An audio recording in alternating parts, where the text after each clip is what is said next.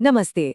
आज हम एक ऐसे विषय पर बात करने जा रहे हैं जो कह सकते हैं कि हजारों साल पुराना है, पर आज भी हमारी जिंदगी में उसकी अहमियत शायद पहले से कई ज्यादा है।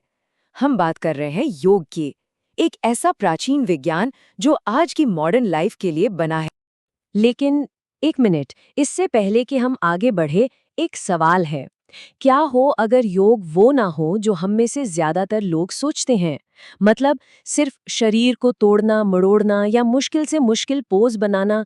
अगर इसका असली मतलब कुछ और हो, कुछ बहुत गहरा। चलिए, आज इसी सवाल की तह तक जाते हैं। तो सबसे पहले ये समझते हैं कि योग का असली मतलब क्या है, क्योंकि यकीन मानिए ये सिर्फ एक तरह की एक्सरसाइज या पोज से कहीं कहीं ज्यादा है। देखिए, योग शब्द जो है वो संस्कृत के एक शब्द युज से निकला है, और युज का बहुत सीधा सा मतलब है जोड़ना या एक करना। अब सवाल ये है कि भाई जोड़ना है तो किसे किससे जोड़ना है? तो योग का जो असल मकसद है वो है हमारे शरीर, हमारे मन, हमारी बुद्धि और हमारी चेतना, इन सब को एक साथ एक लय में ले आना। और देखिए, महान ऋषि पतंजलि ने अपने योग सूत्र में इसकी शायद सबसे सटीक परिभाषा दी है। उन्होंने कहा, योगश्चित्त वृत्ति निरोधः। अब ये सुनने में थोड़ा मुश्किल लग सकता है, पर इसका मतलब बहुत गहरा है। इसका मतलब है योग हमारे मन में जो लगातार उथल-पुथल चलती रहती है ना, जो विचार आते जाते रहते हैं, उनको रोकना है। तो देखिए, फोकस एकदम से शरीर से हटकर सीधा मन पर आ गया। ये मन को शांत करने का एक पूरा साइंस है।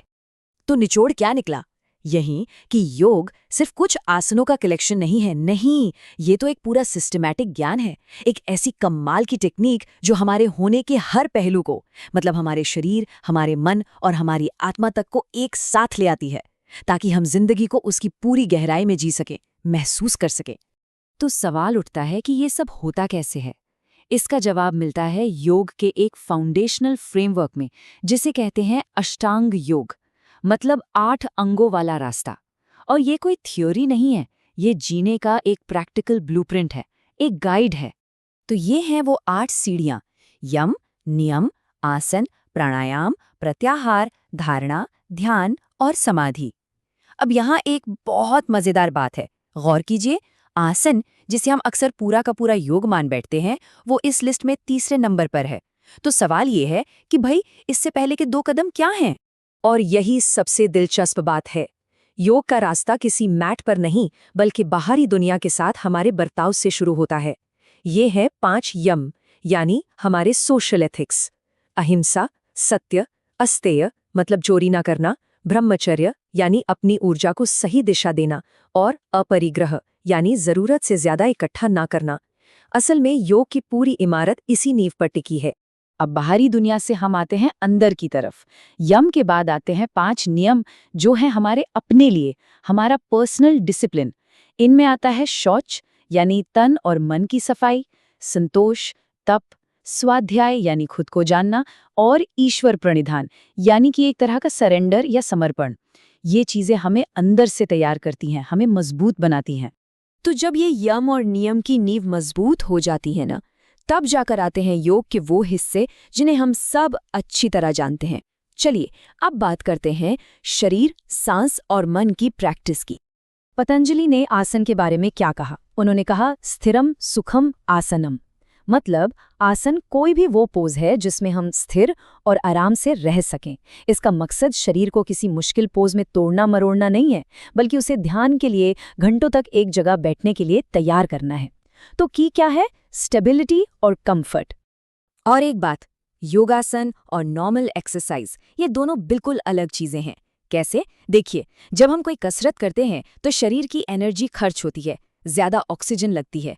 वहीं योगासन क्या करते हैं? वो हमारी एनर्जी को बचाते हैं, कंजर्व करते हैं। ये धीरे धीरे आराम से किए जाते हैं, और इनका असर सिर्फ मसल्स पर नहीं, बल्कि हमारे अंदर के ऑर्गन्स और ग्लैंड्स पर भी पड़ता है। आसन के बाद जो चौथी सीढ़ी है वो है प्राणायाम। अब ये सिर्फ सांस लेने छोड़ने की एक्सरसाइज नहीं है। यहाँ शब्द है प्राण, यानी हमारी लाइफ फोर्स एनर्जी, और याम यानी उस पर कंट्रोल करना। तो जब हम अपनी सांसों को कंट्रोल करते हैं तो असल में हम अपनी लाइफ फोर्स एनर्जी को कंट्रोल कर रहे होते हैं और इससे सीधे हमारा मन शांत और स्थिर होता है। अच्छा, एक और जरूरी बात समझनी होगी। योग तक पहुंचने का कोई एक ही फिक्स्ड रास्ता नहीं है। आप इसे ऐसे समझिए जैसे बहुत सारी नदियां अलग अलग रास्तों से बहती हैं पर आखिर में जाकर मिलती समंदर में ही हैं। ठीक वैसे ही योग की भी कई धाराएं हैं, लेकिन मंजिल सबकी एक ही है, एक होना, जुड़ना। मोटे तौर पर देखें तो 4 मुख्य रास्ते हैं। एक है हठ योग, जो शरीर और आसनों पर फोकस करता है। फिर है कर्म योग, यानी बिना किसी उम्मीद के अपना काम करते जाना। तीसरा है भक्ति योग, जो प्यार और समर्पण का रास्ता है। और चौथा है राजयोग, जिसे शाही रास्ता भी कहते हैं, जो सीधा मन और ध्यान पर काम करता है। मतलब हर किसी के मिजाज के हिसाब से एक रास्ता मौजूद है। तो अब हम आते हैं सबसे बड़े सवाल पर। ये हजारों साल पुरानी बातें, ये ज्ञान, आज की हमारी इतनी तेज तर्रार भाग-दौड़ वाली जिंदगी में इसका क्या काम है? ये क्यों जरूरी है? तो देखिए, आज की इस पूरी बातचीत का जो सार है वो ये है कि योग सिर्फ 1 घंटे की मैट एक्टिविटी नहीं है। ये तो जीने का एक पूरा तरीका है।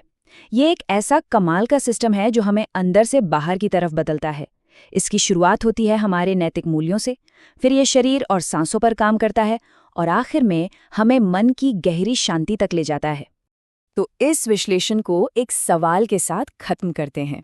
आज की दुनिया जो पूरी तरह से डिस्ट्रैक्शन पर चल रही है, जहां हमारा ध्यान हर सेकंड में हजारों चीजों में बटा हुआ है, ऐसे दुनिया में योग यानी अपने ध्यान को एक जगह पर जोड़ने की ये प्राचीन कला हमें क्या दे सकती है? इस पर सोचिएगा जरूर।